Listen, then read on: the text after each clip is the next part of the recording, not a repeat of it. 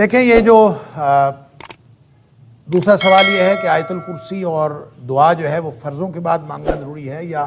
سنتیں وغیرہ پڑھنے کے بعد انسان آیت الکرسی پڑھ لے اور دعا مانگ لے۔ اصل میں سوال کا تعلق اصل میں اس حدیث کے ساتھ ہے جس میں نبی اکرم صلی اللہ علیہ وسلم نے فرمایا، دو الگ الگ حدیثوں میں۔ ایک حدیث میں تو یہ ہے کہ جس شخص نے فرض نماز کے بعد آیت الکرسی پڑھی، یعنی جو پڑھتا ہے ہمیشہ، اس کے اور جنت کے درمیان صرف موت کا فاصلہ رہ جاتا ہے۔ جو ہی وہ فوت ہوا وہ ڈائریکٹ جنت میں چلا جائے گا۔ اللہ تعالیٰ ہم سب کو اس میں سے بنائے۔ ایک تو اس کا تعلق اس حدیث کے ساتھ ہے، اور دوسرا یہ کہ نبی کریم صلی اللہ علیہ وسلم نے جو دعا کی قبولیت کے اوقات بتائے ہیں، اس میں ایک فرضوں کے بعد کا جو وقت ہے اس کو دعا کی قبولیت کا وقت بتایا ہے۔ تو ان دونوں حدیث سے تعلق رکھتا ہے یہ سوال کہ وہ جو دعا مانگنی ہے یا جو آیت الکرسی پڑھنی ہے، کیا وہ لازمی طور پر فرضوں کے فوراً بعد مانگنی اور فرضوں کے فوراً بعد آیت الکرسی پڑھنی ہے، یا بعد میں جو سنتیں وغیرہ پڑھنی ہوتی ہیں، انسان جب سنتیں پڑھ کے فارغ ہو جائے تو اس کے بعد پڑھ لے؟ تو کیا اس اصل میں بات یہ ہے کہ نبی کریم صلی اللہ علیہ وسلم کی دونوں حدیث میں صلاۃ المکتوبہ کا ذکر ہے، یعنی فرض نماز کی بات ہے، لہٰذا آیت الکرسی کے لیے بھی اور دعا کے لیے بھی ایک تو بات یہ ذہن میں رکھیں کہ اس کا تعلق فرض نمازوں کے ساتھ ہے، فرضوں کے بعد ہی آیت الکرسی پڑھنی چاہیے اور فرضوں کی بعد ہی دعا کرنی چاہیے۔ البتہ دعا کے بارے میں نبی اکرم صلی اللہ علیہ وسلم نے الگ سے کوئی، جس کو ہم دعا کہتے ہیں اصطلاحاً، کہ فرضوں کے بعد ہاتھ اٹھائیں اور ہاتھ اٹھا کر دعا کریں، چاہے وہ جماعت کے ساتھ ہو اور چاہے وہ جماعت کے بغیر۔ اس کے بارے میں ایک بہت لمبی بحث ہے اور اس کے بارے میں کتابیں بھی لکھی گئیں کہ فرضوں کے بعد اجتماعی دعا جو ہے وہ جائز ہے یا ناجائز ہے۔ میں اس ساری بحث سے قطع نظر یہ عرض کرنا چاہ رہا ہوں کہ اجتماعی دعا کو آپ چھوڑیں، انفرادی دعا بھی، کہ نبی کریم صلی اللہ علیہ وسلم نے فرضوں کے بعد ہاتھ اٹھا کر دعا کی ہو اور مستقل آپ کا یہ طریقہ ہو کہ آپ ہاتھ اٹھا کر دعا کرتے تھے، ایسا کوئی طریقہ نبی کریم صلی اللہ علیہ وسلم نے ہمیں نہیں بتایا۔ نہ وہ اجتماعی دعا کے بعد ہے، اجتماعی نماز کے بعد ہے، نہ ہی وہ انفرادی نماز کے بعد۔ اور پھر جب نبی کریم صلی اللہ علیہ وسلم یہ فرما رہے ہیں کہ جو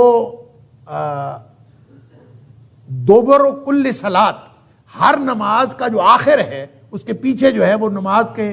دعا کی قبولیت کا وقت ہے، تو یہ کیسے ہو سکتا ہے کہ نبی کریم صلی اللہ علیہ وسلم ایک بات ارشاد فرمائیں کہ وہ دعا کی قبولیت کا وقت ہے، اور خود نبی کریم صلی اللہ علیہ وسلم سے ایسا کوئی عمل وہ موجود ہی نہیں ہے کسی صحیح حدیث میں کہ نبی کریم صلی اللہ علیہ وسلم ہر نماز کے بعد دعا مانگتے ہوں، ایسا کچھ نہیں ہے۔ تو یہ ایک سوال پیدا ہوتا ہے، اور اس سوال کا جواب یہ ہے کہ نبی کریم صلی اللہ علیہ وسلم کا معمول یہ تھا کہ آپ جو تشہد میں دعائیں مانگتے تھے، آخری تشہد میں درود شریف پڑھنے کے بعد، وہ دعائیں محدود نہیں تھیں جس طرح ہم نے محدود کیا ہوا ہے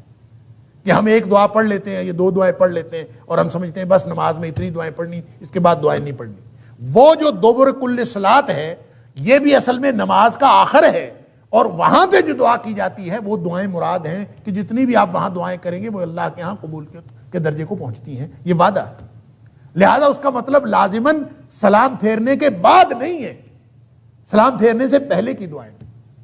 یا پھر وہ دعائیں نبی کریم صلی اللہ علیہ وسلم کا جو معمول تھیں، جو نبی پاک صلی اللہ علیہ وسلم ہر نماز کے بعد مانگتے تھے، جو صبح و شام کے خاص طور پر جو اذکار ہیں، اور باقی جو دعائیں ہیں جو نماز کے بعد نبی کریم صلی اللہ علیہ وسلم کو معمول تھا، اور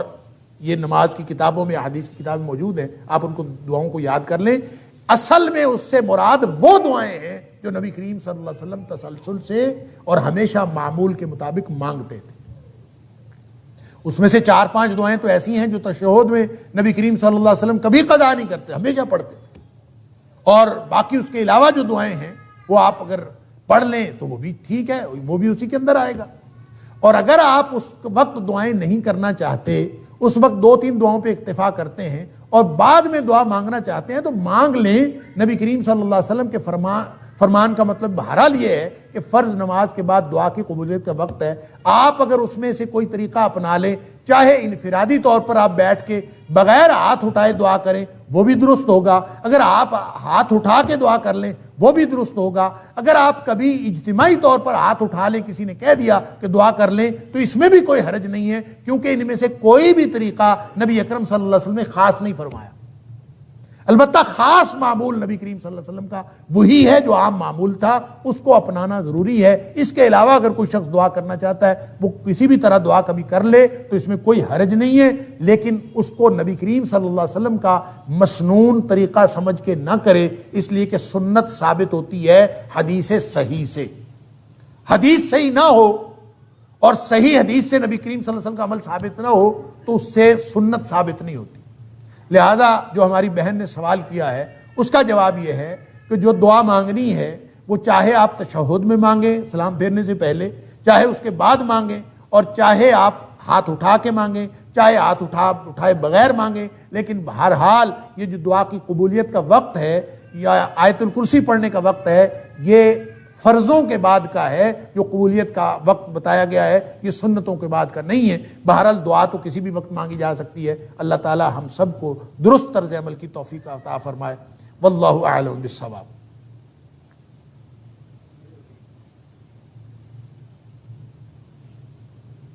السلام علیکم سر، میرا سوال بھی دعاؤں کے بارے میں ہی ہے۔ سب میں کہا جاتا ہے کہ سجدے میں انسان جو ہے وہ اللہ تعالیٰ کے سب سے زیادہ قریب ہوتا ہے،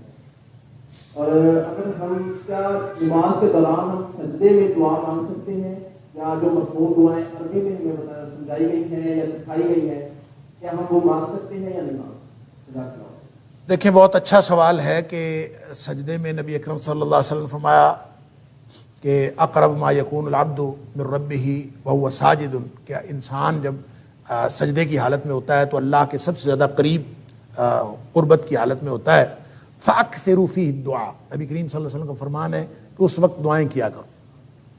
اب اس کا مطلب کیا ہے، کون کون سی دعائیں کرنی ہیں؟ کیا انسان ان سجدے کی مسنون دعاؤں کے علاوہ جو نبی کریم صلی اللہ علیہ وسلم سے ثابت ہیں اور دعائیں بھی کر سکتا ہے کہ نہیں کر سکتا؟ اور پھر اس کے ساتھ اٹیچڈ ایک اور سوال بھی ہے کہ کیا انسان اپنی زبان میں دعا کر سکتا ہے کہ نہیں کر سکتا؟ اس کے لیے بہرحال ایک موقف تو یہ ہے اور بہت ہی ریئر ہے کہ انسان جتنی مرضی دعائیں کرے، اور فرضوں میں بھی نفلوں میں بھی جس نماز میں بھی جتنی مرضی دعائیں سجدے میں کرنا چاہے۔ فَأَكْثِرُوا فِيهِ الدُّعَاء کا منشا اور مطلب بعض لوگوں نے یہی سمجھا ہے، جو اگرچہ بہت ہی کم لوگ ہیں جو یہ کہتے ہیں کہ اس میں اپنی زبان میں بھی کوئی شخص دعا مانگنا چاہے تو مانگ سکتا ہے،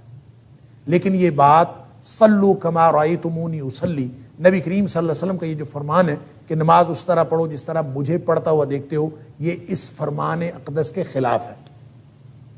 نبی کریم صلی اللہ علیہ وسلم نے اس بات کی کبھی کسی کو اجازت نہیں دی، اور نہ نبی کریم صلی اللہ علیہ وسلم کے آپ کی موجودگی میں، آپ کی حیات طیبہ میں کسی نے کبھی ایک بھی بات کہیں کسی سے ثابت ہے کہ اس نے فرضوں میں یا ایون نفلوں میں اس نے اپنی زبان میں، کیونکہ نبی کریم صلی اللہ علیہ وسلم کے پاس مختلف زبان میں بولنے والے لوگ تھے، ان سب کو بھی عربی میں نماز پڑھنے کا حکم تھا۔ اس لیے تقاضا یہی ہے نبی کریم صلی اللہ علیہ وسلم کے فرمان کا کہ دعائیں وہی کی جائیں جو نبی کریم صلی اللہ علیہ وسلم نے کی۔ لہٰذا اس میں مختلف جو لوگوں کے موقف ہیں، اگرچہ میں نے عرض کیا کہ لوگ تو اس بات کے بھی قائل ہیں کہ نماز کوئی چھوئی موئی نہیں ہے۔ میں ایک عالم کی بات سن رہا تھا، اس نے کہا کہ نماز کوئی چھوئی موئی نہیں ہے کہ بس ایسے ہی پڑھنی ہے جیسے نبی کریم صلی اللہ علیہ وسلم پڑھی، جیسے مرضی پڑھیں اس میں جتنی مرضی دعائیں کریں۔ یہ بات درست نہیں ہے،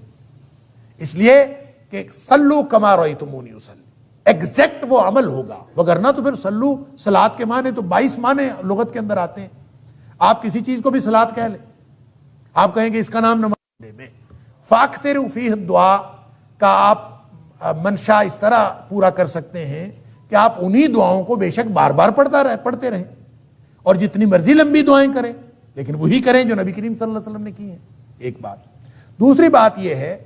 کہ وہ دعائیں جو عربی زبان میں ہیں، قرآنی دعائیں ہیں یا دیگر مسنون دعائیں ہیں، وہ آپ فرضوں میں تو بالکل نہ پڑھیں۔ البتہ نوافل کے اندر اگر آپ پڑھنا چاہیں تو دیگر دعائیں جو قرآنی اور مسنون دعائیں ہیں وہ جتنی مرضی پڑھنا چاہیں وہ نوافل میں پڑھ سکتے ہیں۔ یہ میری رائے ہے، ضروری نہیں ہے کہ آپ اس کے اوپر عمل کریں، ہو سکتا ہے میری رائے بالکل غلط ہو۔ اور تیسری بات یہ ہے کہ اپنی زبان میں اگر کوئی بات کرنی ہو اللہ کے ساتھ سجدے کی حالت میں تو اس کے لیے ضروری یہ ہے کہ آپ نماز میں نہ ہو۔ اگر نماز میں کریں گے تو نماز تو نبی کریم صلی اللہ علیہ وسلم کے طریقے کے مطابق پڑھنی پڑے۔ اگر آپ نے اپنی زبان میں اللہ سے باتیں کرنی ہے سجدے کی حالت میں تو ویسے سجدے میں چلے جائیں. آپ تہجد پڑھیں اور تہجد پڑھنے کے بعد سلام پھیرنے کے بعد آپ نے دعائیں کرنی ہیں دیگر اپنی زبان میں, آپ حالت سجدے میں چلے جائیں اور سجدے میں جا کے جتنی مرضی دعائیں کریں. اور وَهُوَ ساجدٌ,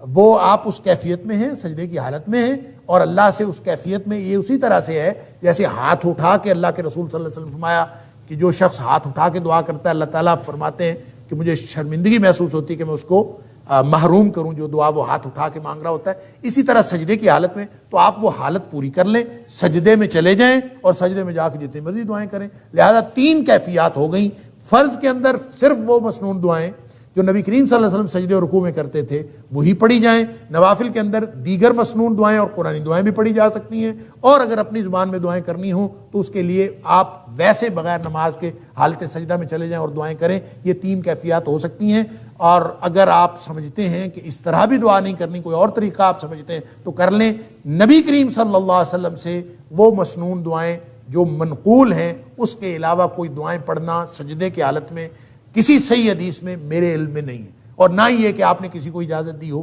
لہٰذا آپ یہ کر سکتے ہیں کہ فرضوں میں تو کوئی اور دعا نہ پڑھیں, نفلوں میں دیگر دعائیں مسنون پڑھ سکتے ہیں, اور بغیر نوافل, بغیر فرائض کے, بغیر نماز کے ویسے سجدے میں جا کے اپنی زبان میں کر سکتے ہیں. نماز میں اپنی زبان میں نہیں پڑھ سکتے. واللہ اعلم بالصواب.